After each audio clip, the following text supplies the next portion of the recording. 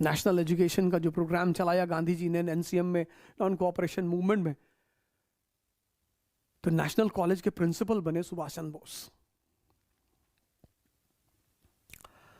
गांधी जी से मतभेद रहे, मनभेद कभी नहीं रहा, कभी नहीं रहा। बड़ी उटपटांग कहानियां फैलाई गई हैं गांधी जी और सुभाष चंद्र बोस जी के बारे में। बहुत पैट्रियट ऑफ द पैट्रियट्स कहा उन्होंने गांधी जी को। बड़ी उल्टी सीधी कहानियां उनके बारे में, बोस जी के बारे में और गांधी जी के बारे में फैलाई गई। अब जब हमारे यहां ऐसे लोग गांधी जी के बारे में पढ़ाएंगे जो गांधी को बदतमीज बोलेंगे और गाली देंगे, समाज का नेतृत्व कौन कर रहा है? फिर यूपी में इलेक्शन होने जा रहा है। गांधी जी के लेफ्टिनेंट थे ये लोग, द युवा यंग टर्क। इनको उस वक्त यंग टर्क कहा जाता था, यंग टर्क्स। ये लोग यंग टर्क्स, गांधी के यंग टर्क्स थे ये। एस.सी. बोस, जेल नेहरू, लोहिया,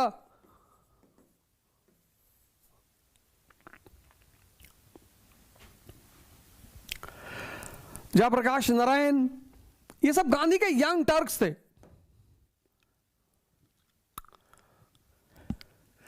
भगत सिंह, ये सब गांधी के दुश्मन नहीं थे। ये सब गांधी के दुश्मन नहीं थे।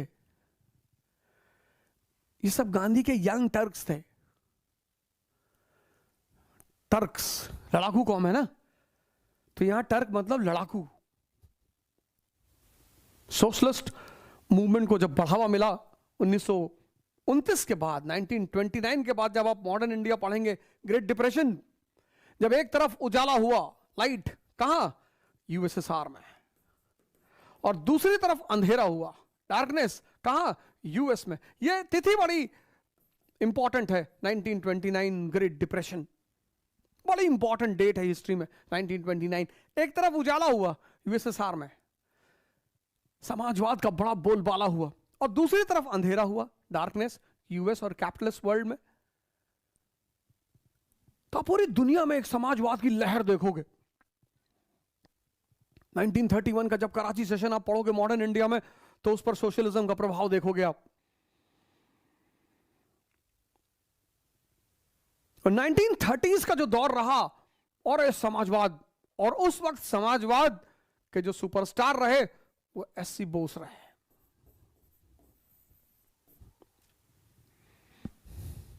गांधी जी से मतभेद हुआ 1939 में कोर्स ऑफ एक्शन को लेकर। 1939 में जब सेकेंड वर्ल्ड वॉर शुरू हुआ, तो ब्रिटिश गवर्नमेंट ने कहा कि India is on the side of Britain and is committed to fight for the independence of Poland. जब द्वितीय वर्ल्ड वॉर शुरू हुआ, तो ब्रिटिश गवर्नमेंट ने कहा कि भारत जो है वो ब्रिटेन के साथ है और पोलैंड की आजादी के लिए प्रतिबद्ध है, कमिटेड है। गांधी जी ने कहा मजाक कर रहे हो यार। बोले अरे वो हम सीरियस हैं। बोले नहीं, मजाक कर रहे हो यार।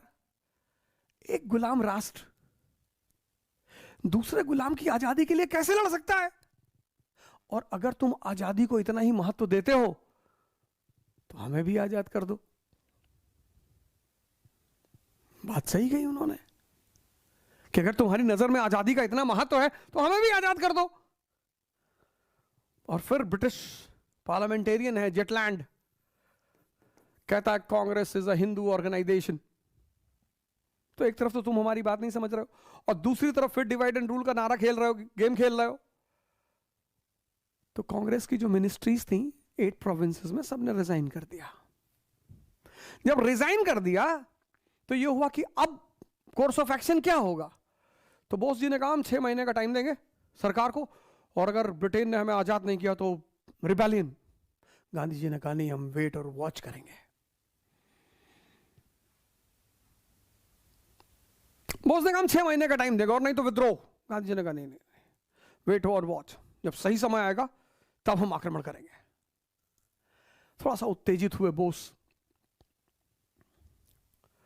जो लोग भावुक होते हैं ना, उनमें उत्तेजना होती है, और बोस बहुत भावुक है। और भावुकता एक कमजोरी है। भावुकता और उत्तेजना का बड़ा गहरा संबंध है, और सुभाष चंद्र बोस बहुत भावुक है। अब यह हुआ कि किसकी पॉलिसी अपनाई जाएगी, तो बोले जिसका प्रेसिडेंट उसकी पॉलिसी।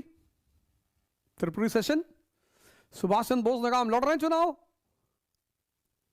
1939 में उस आदमी की हिंदुस्तान में इतनी हैसियत थी, बस इसी बात से उसका अंदाजा लगाया जा सकता है कि उस आदमी के खिलाफ इलेक्शन लड़ने को कोई तैयार नहीं था।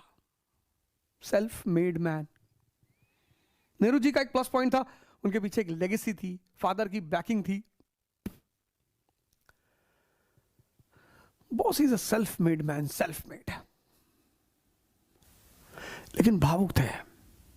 भावुकता जो है ना, खतरनाक है, वो बहुत खतरनाक है। चाणक्य की एक बड़ी फेमस कहानी है।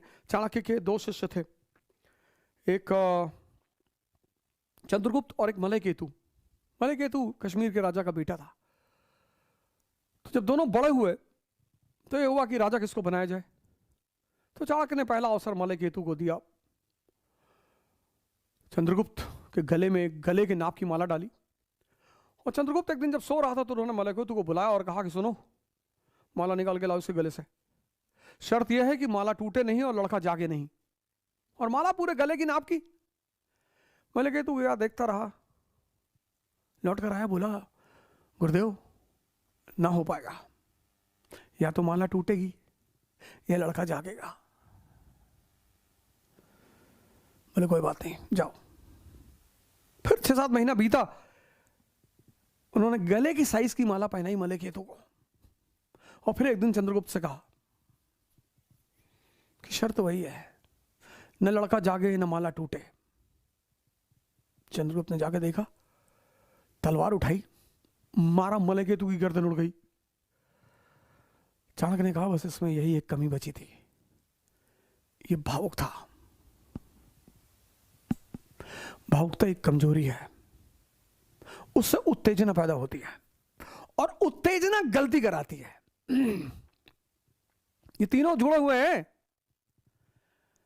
भावुकता उत्तेजना पैदा करती है, उत्तेजना से गलती होती है।